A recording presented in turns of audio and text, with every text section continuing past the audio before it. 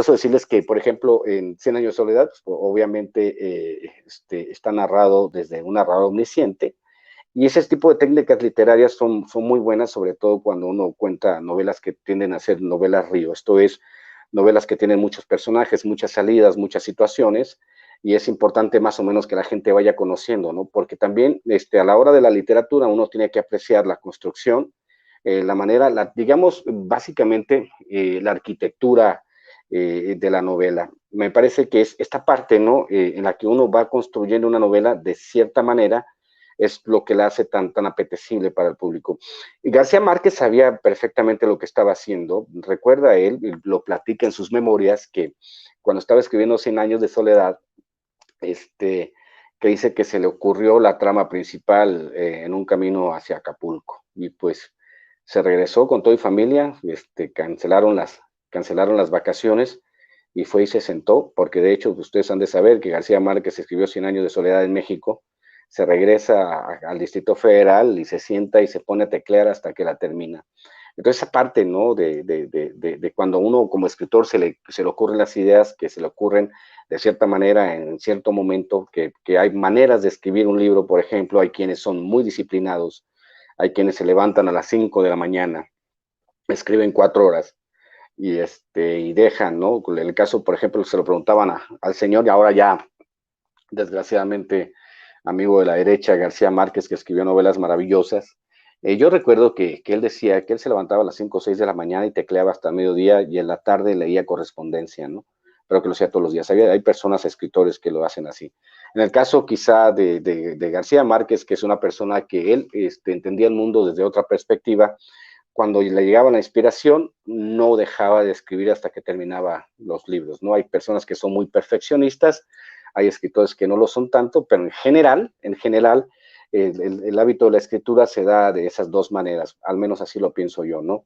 El tema de escribir como disciplina y el tema de escribir como inspiración. Ahora, ya dadas esta, digamos, pequeña introducción, me gustaría si las personas que están viendo en el público quisieran hacer preguntas sobre el caso de la literatura, yo con todo gusto les voy a contestar. Por favor, mis productores, si pueden sacar algunas preguntas del público, me gustaría contestarlas para darle dinámica al programa. Fondo y forma, la esencia de las obras literarias. Exactamente, mi querido Israel Jarquín, que me anote la no lista para que se me anote. Muchas gracias, mi querido Infame, gracias por el superchat. Gracias a las personas que están conectadas en este momento. Sí, la forma y el fondo de las novelas, al final de cuentas, eso es, ¿no? Ahora alterna entre presente negativo y futuro simple. La relación es totalmente en segunda persona. Perfecto, gracias, Miguel. De hecho, me estaba acordando de ti. Ramiro Padilla, buen día. Estoy intentando escribir uno y me gustaría pedirte algunos tipos. Estoy escribiendo desde el punto de tercera persona y lo titulé Tonali. Sí, básicamente hay que buscar, creo que Paul Auster es el narrador por excelencia en tercera persona. Quizá puedas leer algún par de novelas de él, o quizá me mandas un mensaje por Twitter y te pueda recomendar algunos autores, ¿no? Para que puedas ver, ¿no? Más o menos. ¿Y sabes una cosa? ¿Qué tanta influencia tiene en Álvaro Mutis? Pues Álvaro Mutis y Vargas Llosa, pues eran muy amigos. Fíjate que es un tema bien interesante porque puede ser un tema de cofradías literarias, mi querido profesor Enrique Castillo.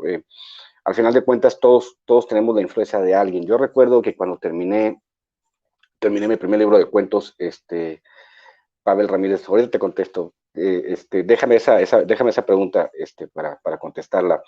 En general nosotros somos el resultado de las influencias de muchos escritores, básicamente. Yo recuerdo que cuando escribí mi primer libro de cuentos me decían que era muy rulfiano, o sea, uno no, después de Rulfo todos escribimos como Rulfo, es como una marca de agua que tenemos los escritores mexicanos, escritores latinoamericanos, obviamente. Si García Márquez, que es un monstruo de la literatura universal, no podía dejar de leer a Juan Rulfo, obviamente nosotros los demás, por temas de estilo, de pensamiento, de entendimiento, de geografía, de contexto, básicamente tendemos a copiar, ¿no?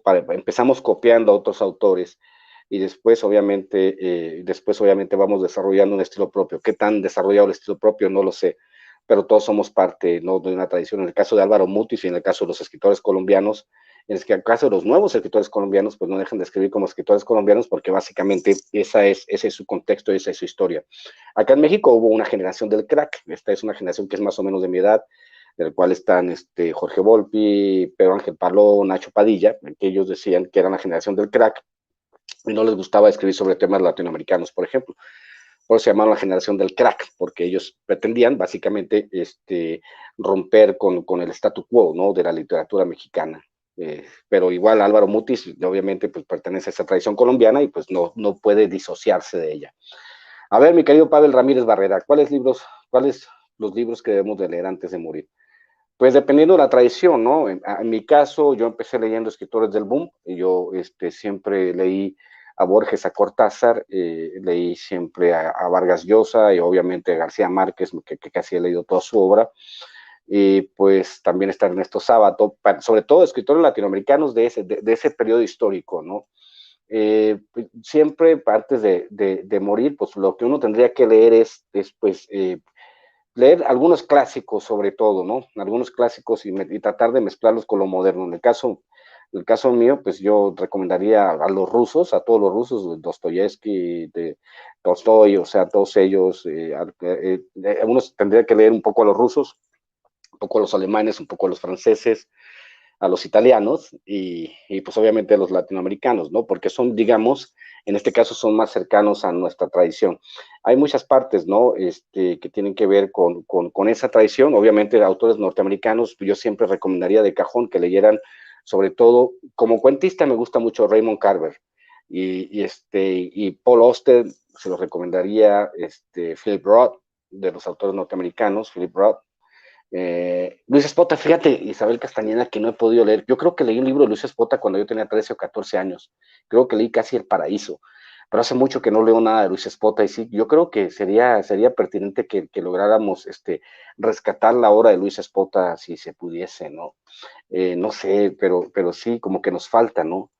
¿Cómo se llama el cuate creo que es Rafael Herrera, el del complot mongol, que es el que inaugura, ¿no?, la novela negra en México, aunque Luis Espota también, en lo contemporáneo, fíjate que, ¿sabes qué me gusta mucho de lo contemporáneo? Primero, a un invitado que yo tuve aquí en el programa que se llama Florentino Solano, que escribe en lengua indígena, pero hay una poeta maravillosa que se llama Encia Verducci, se escribe Verducci, Encia Verducci, se escribe Encia Verducci.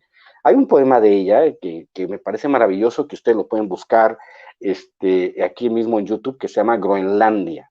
Encia Verducci es una maravilla como poeta, ha ganado premios nacionales, pero me gusta mucho la manera en que ella estructura.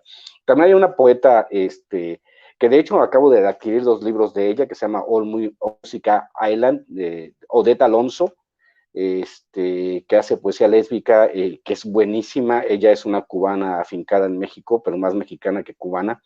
Entonces yo de poesía contemporánea te podría recomendar a ella, ¿no? En el caso de la poesía contemporánea, de la que recuerdo y recuerdo con gusto de poco porque no soy un gran lector de poesía. Quizá me traiga a Odette Alonso. ¿Cuál sería tu top 10